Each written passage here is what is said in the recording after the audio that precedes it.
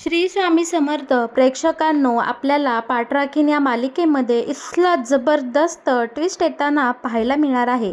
तो असा की इकडे या तृप्तीच्या लालची स्वभावामुळे इकडे आता आपल्या भाग्याचं लग्न मोडताना आपल्याला पाहायला मिळणार आहे.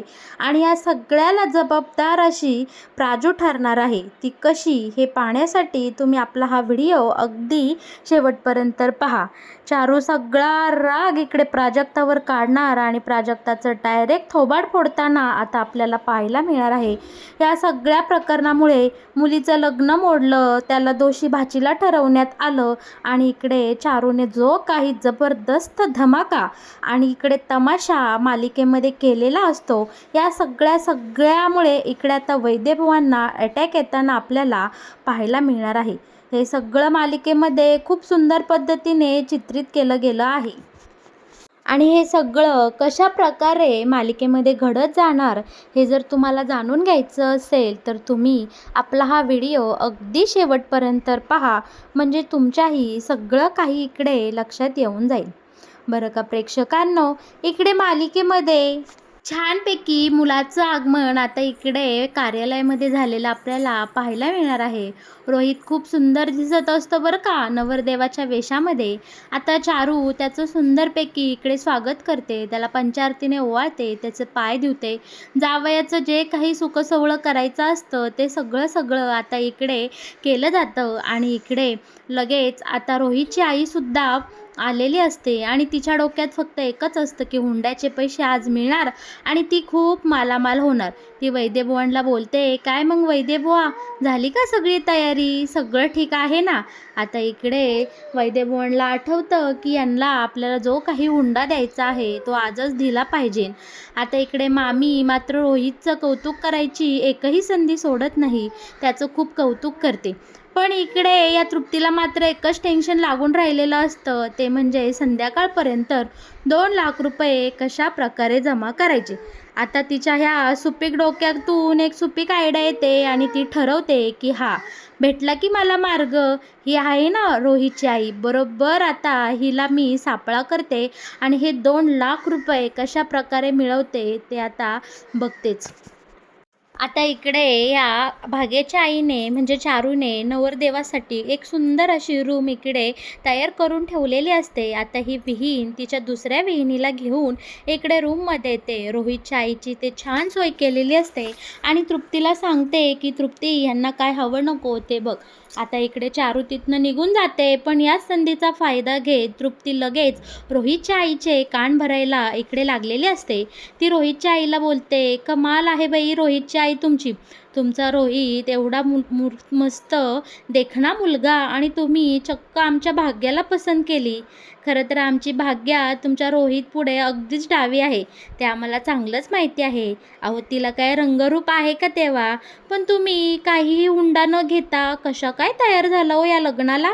आता इकडे तृप्तीने बरोबर रोहितच्या आईच्या डोक्यामध्ये पिल्लू सोडलेलं असतं आणि रोहितची आई आता इकडे पोपटासारखी लगेच बोलू लागते, छे ग, फुकट कायचं, मी हुंडा घेतलाय, चांगलं 10 तोळे आणि एक मोठी गाडी, असं वैदेभावांनी कबूल केलंय आम्हाला. इकडे तृप्तीला धक्का बसतो, काय एवढा हुंडा? अहो, यांची खायची प्यायची ऐपत, चहासोबत खारीक खाताना सुद्धा हे लोक इतका विचार करतात आणि ते तुम्हाला चक्क एवढा हुंडा देणार? असं काहीही घडणार नाही. मी तुम्हाला स्टॅम्प पेपरवर लिहून देते, यांनी खूप मोठा झोल केला आहे तुमच्यासोबत. अहो, मी नवरीची मुलगी असले म्हणून काय झालं, पण मला असला खोटा नाटा प्रकार अजिबात आवडत नाही. अहो, मी तुम्हाला सांगते, यांच्याकडे फुटकी कवडीही नाही. फुकाट ह्यांची काळीकुळी कुरूप चेहऱ्याची मुलगी तुमच्या एवढ्या सुंदर देखण्या मुलासोबत ह्यांनी खपवली आहे. तुम्ही लिहून घ्या हो, तुम्हाला हे काहीही हुंडा देणार नाही म्हणजे नाही. आता इकडे रोहितची आई या तृप्तीला बोलते, अगं पण मी हुंडा घेतल्याशिवाय हे लग्न होऊनच देणार नाही. मी इथे भर लग्न मंडपात तमाशा करेल. तर इकडे तृप्ती बोलते की अहो, तमाशा करायची काही गरज नाही. नवरीची जी बहीण आहे ना, तिच्याकडे खूप पैसे आहेत, ती तुमचा हुंडा नक्की देईल. आता इकडे रोहितची आई म्हणते, म्हणजे नवरीला अजून एक बहीण आहे? तेव्हा आता इकडे तृप्ती म्हणते, हो अगदी नक्षत्रासारखी देखणी आहे ती, यांनी मुद्दामून तुमच्यापासून लपवून ठेवलं. आता इकडे मात्र रोहितच्या आईचं डोकं फिरलेलं असतं. ती बोलते, काय चॅप्टर माणसं आहेत ही, अगदी भोळीभाळी दिसणारी पण आतून खूप काळ्या मनाची आहेत. आता इकडे तृप्तीचं काम बरोबर झालेलं असतं आणि आता ह्या रोहितच्या आईला बरोबर आता इकडे तृप्ती कन्व्हिन्स करते की तुम्ही आता काही तमाशा करू नका, मी तुम्हाला एक प्लॅन सांगते, अगदी त्या प्लॅनप्रमाणे वागा आणि तो काय तो आता आपल्याला पुढे पाहायला मिळणारच आहे बरं का प्रेक्षकांनो. आता ही तृप्ती काय करते, गपचूप जाते आणि आजीच्या रूममधून तिथनं मामीचा फोन घेते आणि बरोबर आता इकडे प्राजक्ताला फोन करते आणि सांगते की अगं प्राजू इथे, म्हणजे बरं का ती म्हाताऱ्या बाईचा आवाज काढते आणि मग सांगते, बोलते, अगं प्राजू इकडे खूप मोठा गोंधळ झाला आहे, रोहितची आई भाग्याचं लग्न होऊन देईना आणि इकडे पैशासाठी हुंड्यासाठी ती अडून बसली आहे, आपल्या भाग्याचं लग्न मोडतं वाटतं. आता हे ऐकताच मात्र तिकडे प्राजक्ताचा जीव जीवात राहिलेला नसतो. तिला इकडे भाग्याचं खूप काळजी लागून राहिलेली असते आणि या तृप्तीचं काम अलगदपणे झालेलं असतं. तिने बरोबर जो निरोप पोचवायचा तो इकडे प्राजूपर्यंत पोचवलेला आपल्याला पाहायला मिळणार आहे. एकीकडे सुलोचनाच्या सांगण्यावरून इकडे सगुणा हे लग्न अटेंड करण्यासाठी आलेली असते. सगुणाच्या सगळ्यांच्या हालचालीवर अगदी बारीक नजर असते. ती इथे काय चाललंय, कसं चाललं हे सगळे अपडेट वेळोवेळी आता सुलोचनाला पोचवताना आपल्याला पाहायला मिळणार आहे. आणि इकडे सगुणाचे अपडेट मिळताच इकडं आता सुलोचनासुद्धा बिनधास्त झालेली असते, बिनगोर झालेली असते की या प्राजूचं लग्न अगदी व्यवस्थित पार पडतंय, त्यामुळे आता मला काही टेन्शन नाही. आणि सुलोचना त्या बोर्ड डिरेक्टरची जी काही मीटिंग इथे बोलवली गेली असते त्या मीटिंगमध्ये आता तिचं पूर्णपणे लक्ष केंद्रित करून या मीटिंगचा फैसला करणार असते. इकडे प्राजूला भाग्याची खूप काळजी लागून राहिलेली असते. अगं ही प्राजक्ता या भाग्याच्या प्रेमापायी इकडे इतकी वेड्यासारखी वागते, हाताला लावलेलं सलाईन स्वतःच्या हाताने काढते, तो मोबाईल घेते आणि लंगड्या पायाने कसं तरी पाय वडत वडत आता ती बाहेर जाताना आपल्याला पाहायला मिळणार आहे. एकीकडे तिचा पाय दुखत असतो, हाताला खूप जखम झालेली असते, पण हिचं लक्ष मात्र तिच्या लाडक्या बहिणीकडे भाग्याकडे लागून राहिलेलं असतं. लग्न मंडपात तर सगळं काही सुरळीत चाललेलं असतं, पण या तृप्तीने जे काही खोटारडेपणा केलेला असतो, मुद्दामून इकडे प्राजूला घाबरून ठेवलेलं असतं, जेणेकरून प्राजू लग्नामध्ये येईल आणि या लग्नामध्ये मोठा तमाशा होईल या आशेने आता प्राजक्ता स्वतःच्या तब्येतीचा जराही विचार न करता त्या हॉस्पिटलमधून बाहेर निघून आलेली असते. ती सोबत असलेल्या मैत्रिणीला आवाज देत असते, पण ती तिला कुठेही दिसत नाही. ही तशीच सैरावैरा होऊन बाहेर आता हॉस्पिटलच्या पटांगणात आलेली असते आणि आता गाडीपाशी येऊन थांबलेली असते. दिव्या कुठे गेली अशा विचाराने ती तिच्या मैत्रिणीला इकडं तिकडं पाहू लागलेली असते. तिची मैत्रीण येते, ती बोलते, अगं प्राजक्ता तू काय वेडी झालीस का, किती वेळ झाले मी तुला आवाज देते, पण तुझं जराही लक्ष माझ्याकडं नव्हतं, काय झालं, आणि तुझे अजून एक्सरेही व्हायचे आहे, पाय तुझा बरा झाला नाही, तू का धावत पळत आलीस. आता इकडे प्राजू सांगते, अगं त्या भाग्याची सासूबाई हुंडा देत नाही म्हणून अडून बसली आहे, ती आपल्या भाग्याचं लग्न मोडेल आणि हे लग्न मोडलेलं मला अजिबात आवडणार नाही, तेही पैशासाठी. आत्ताच्या आत्ता आपल्याला बँकेत गेलं पाहिजे, कारण इकडे प्राजक्ताकडे खूप पैसे असतात, तिच्या आईने बँकेमध्ये तिला पैसे दिलेले असतात, शिवाय सुलोचना मॅडमनीही तिला ॲडव्हान्स पेमेंट केलेला असतो. त्यामुळे आता प्राजक्ता बँकेमध्ये जाते आणि ते सगळे पैसे घेऊन ती आता लगोलग लग्न मंडपात जाताना आपल्याला पाहायला मिळणार आहे. बरं का प्रेक्षकांनो, आता इकडे सगळं काही या तृप्तीच्या मनासारखं होणार आहे. अगदी हिने जो काही प्लॅन केलेला आहे तो तिचा अलगद वर्क होताना आता इकडे आपल्याला पाहायला मिळणार आहे. तृप्तीने सांगितलेलं असतं प्राजूला, त्याप्रमाणे प्राजू घाईघाईने आता इकडे लग्न मंडपात पैशाची बॅग घेऊन आलेली असते आणि इकडे तिने एकतर त्या रोहितच्या आईला सगळं काही पडवून ठेवलेलं असतं की प्राजू आल्यानंतर कशा प्रकारे लग्न मंडपात तमाशा घालायचा आणि हे लग्न मोडायचं आणि काय करायचं. या दोघींनी अगदी एकदम मस्त प्लॅन केलेला असतो. रोहितची आई आणि ही तृप्ती मिळून आता ह्या सगळ्या गोष्टींची कशा प्रकारे मजा घेणार आणि लग्न मंडपात कशा प्रकारे गोंधळ घालणार, तमाशा करणार, हे सगळं पाहायला आता आपल्याला मिळणार आहे. बरं का आता इकडे प्राजक्ता लंगड्या पायाने कसाबसा पाय उचलत इकडे पैशाची बॅग घेऊन लग्न मंडपात आलेली आपल्याला दिसते. खरं तर आता लग्न लागायची वेळ इथं जवळ आलेली असते. आपली भाग्या हातामध्ये हार घेऊन, डोक्याला मुंडावळ्या बांधून इथे विधीसाठी उभी राहिलेली असते.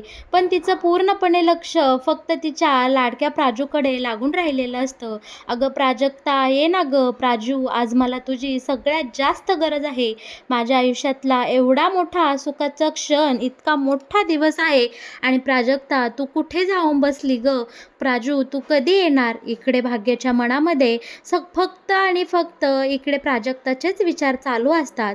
आणि बरं का प्रेक्षकांनो, आता इकडे खूप मोठा तमाशा होणार आहे आणि आपली प्राजक्ता पैशांनी भरलेली बॅग घेऊन इकडे लग्न मंडपात येते आणि डायरेक्ट ती तिच्या हातातले सगळे पैसे इकडे या रोहितच्या आईला देते आणि बोलते, "रोहितची आई, प्लीज मला माफ करा. तुम्ही माझ्या बहिणीसोबत ठरलेलं हे लग्न मोडू नका. तुम्हाला जेवढे पैसे आहेत तेवढे मी घेऊन आले आहे. हेही पैसे जर कमी पडले तर मी अजून पैशाची सोय करील. पण तुम्ही प्लीज आज माझ्या भाग्याचं लग्न मोडू नका आणि आज इथे कुठलाही तमाशा करू नका." आता इकडे सगळा लग्न मंडप शांत झालेला असतो. कोणीही तोंडातून शब्द काढत नसते. चारूलाही इकडे धक्का बसलेला असतो की ही प्राजक्ता का इकडे आली आणि आता नक्कीच काहीतरी गोंधळ होणार ह्याची चाहूल मात्र इकडे आता चारूला लागलेली असते. हळूच चारू आता प्राजूजवळ जाते आणि बोलते, "अगं हे अवदसे, मी तुला सांगितलं होतं ना तू लग्न मंडपात यायचं नाही, मग का आलीस?" आता इकडे प्राजू बोलणार, "अगं मामी, मला कोणाचा तरी फोन आला." आणि इकडे लगेच आता ही तृप्ती चोंबडीमध्ये येते आणि बोलते, "कोणाचा फोन आला? कसला फोन आला?" "अगं तुला सांगितलं होतं ना आईंनी इकडे लग्न मंडपात यायचं नाही, इकडे सगळं काही चांगलं चाललं होतं आणि तुला काय आमच्या भाग्याचं लग्न मोडायचं आहे का? कशाला आली प्राजू तू आणि काय हा तुझा अवतार? अगं नवरदेवाकडची माणसं आल्यात आणि तू कशासाठी इकडं आली?" आता मात्र इकडे प्राजक्ताला पाहून आता रोहितची आई खूपच तमाशा करायला सुरुवात करते. बोलते की तू तू इथे काय करतेस? अगं माझ्यावर नको ते आरोप केलेस आणि आता इकडे पैशाची बॅग घेऊन आली. म्हणजे तुला काय म्हणायचंय? आम्ही काय पैशासाठी हवसलेलो आहोत, हवरे आहोत? तेव्हा प्राजू बोलते, "अहो तुम्ही इकडे पैशासाठी लग्न मोडाय निघाले होता ना, मला असा फोन आला होता." आता मात्र इकडे रोहितची आई नाही होऊन पडते आणि लग्न मंडपात व्हायला नको तो तमाशा आता इकडे सुरू झालेला असतो. प्रत्येकजण मी नाही बोललो, मी नाही केलं असं करत असते. इकडे सगुणाने आता सुलोचना मॅडमला इथं जो काही तमाशा सुरू झाला आहे त्याबद्दल लगेच डिटेल्स पाठवलेले असतात. हा निरोप सुलोचना मॅडमकडं तिकडं पोहोचलेला आपल्याला पाहायला मिळणार आहे. तर का आता इकडे ही रोहितची आई कांगावं करू लागते की ही मुलगी कोण आहे आणि हिने पाठीमागेही माझ्यावर नको नको ते आरोप केले आणि आत्ताही ही पैशाची बॅग घेऊन इथं आली आहे. आता मात्र इकडे भाग्या बोलते की प्राजू नक्की तू काय बोलतेस आणि पैसे, यांना कशासाठी पैसे हवे? कसला हुंडा देताय तुम्ही? तेव्हा आता इकडे सगळ्या गोष्टी भाग्यासमोर अगदी उघड झालेल्या असतात. आता इकडे तृप्ती चोंबडी मध्ये बोलते आणि बोलते की "अगं भाग्या, तुझ्या या काळ्या कलरमुळे, तुझ्या या घाणेरड्या रूपामुळे इकडे आम्हाला या रोहित रावणना भरघोस रकमेचा हुंडा द्यावा लागणार आहे. इकडे 10 तोळं सोनं आणि एक मोठी 4 व्हीलर यांना द्यायचं आम्ही कबूल केलं आहे. तुझ्या लग्नासाठी आम्हाला अजून किती कर्ज करावं लागणार आहे काय माहीत." आता इकडे या तृप्तीने बरोबर सगळा हा प्रकार भाग्यापर्यंत पोचवलेला असतो. भाग्या आता संतापाने इकडे वैतागलेली असते, डोळ्यातून अश्रू वाहत असतात. तरीही ती आता इथे एक धमाकेदार निर्णय घेताना आपल्याला पाहायला मिळणार आहे. भाग्या बोलते, "माझ्यासाठी तुम्ही एवढा खर्च करणार, एवढं कर्ज करणार हे मला कदापि मान्य नाही आणि या माणसांना हुंडा देणं तर काय, यांना पैसुद्धा मी मिळवून देणार नाही आणि हुंडा देणं घेणं हे कायद्याने चुकीचा आहे, कायद्याने गुन्हा आहे, हे तुम्हाला माहीत नाही का? आत्ताच्या आत्ता तुम्ही माझ्या डोळ्यासमोर निघून जायचं. इकडं भाग्या आता ह्या रोहितला खूप झापते, बोलते, म्हणजे तू इतक्या दिवस फक्त पैशासाठी माझ्याशी लग्न करायला निघाला होतास. अरे मी मुलगी आहे, कसली वस्तू नाही की तुम्ही माझा व्यवहार ठरवलाय. आई, बाबा, तुमच्याकडून ही अपेक्षा नव्हती. मी तुम्हाला एवढी जड झाले का? अगदी पैसे देऊन तुम्ही मला विकाय निघालात, मला द्यायला निघालात. अरे मला तुम्ही सांभाळलं नसतं ना तरी चाललं असतं. मी माझ्या हिमतीवर माझ्यातल्या कलागुणांना जोपासत माझं आयुष्य काढलं असतं. पण तुम्ही हुंडा देऊन माझं लग्न ठरवताय, ही गोष्ट मला अजिबात पटलेली नाही. इकडे भाग्या रागारागात आता डायरेक्ट हे लग्न मोडताना आपल्याला पाहायला मिळणार आहे. पण इकडे चारू मात्र आता सगळे शांत होतात आणि चारू आणि आजी मात्र प्राजक्ताभोवती एवढा मोठा तमाशा करतात. प्राजक्ताला वाईट साईड बोलतात, तू अवलक्षणी आहेस, अवदसा आहेस, तुला बोललं होतं या लग्नामध्ये येऊ नकोस, तरी तुझं हे काळं घाणेरडं थोबाड घेऊन तू आमच्या लग्नामध्ये आली आणि माझ्या भाग्याचं लग्न मोडलंस. आता हेही इकडं भाग्यासमोर उघड झालेलं असतं की प्राजक्ता म्हणूनच सकाळपासून माझ्याजवळ आली नाही, कारण आईने आणि इकडे आजीने प्राजक्ताला माझ्या लग्नाला येऊ नको असं सांगितलं होतं. आता इकडे चारू अगदी तमाशा करते आणि भाग्याला बाजूला सारत इकडे प्राजक्ताचं थोबाड फोडताना आपल्याला आता पाहायला मिळणार आहे. आता इकडे मामीने चक्क प्राजक्ताला मुस्काडलं, थोबाडलं, हे पाहून मात्र मामाला खूप वाईट वाटतं. मामा पुढे येतो, बोलतो, अगं चारू काय करतेस, ह्यात प्राजक्ताचा काय दोष? तेव्हा आता इकडे चारू बोलते, तुम्ही आज गप्प बसा. तुमच्या या नालायक भंगारड्या भाचीमुळे माझ्या भाग्याचं लग्न मोडलं आणि तुम्हाला अजूनही या तुमच्या लाडक्या भाचीचाच पुळका आहे.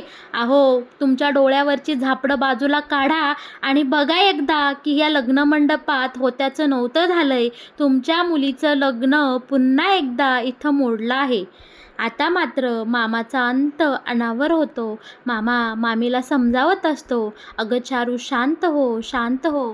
पण चारू काही ऐकत नाही.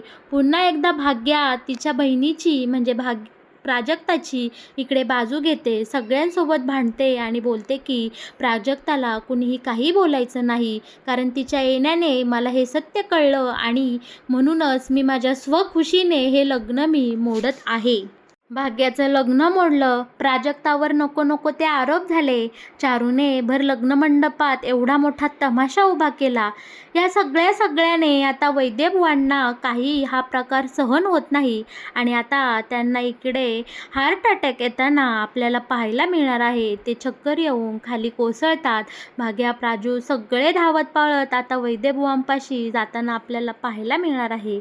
तर मग प्रेक्षकांनो, कसा वाटला पाठराखीण या मालिकेत येणारा हा नवीन ट्विस्ट? या मालिकेविषयी असेच नवनवीन अपडेट जर तुम्हाला जाणून घ्यायचे असतील तर तुम्ही आपल्या या चॅनलला नक्की सबस्क्राईब करा आणि हो, आपल्या व्हिडिओला लाईक केल्याशिवाय अजिबात कुठे जाऊ नका. धन्यवाद.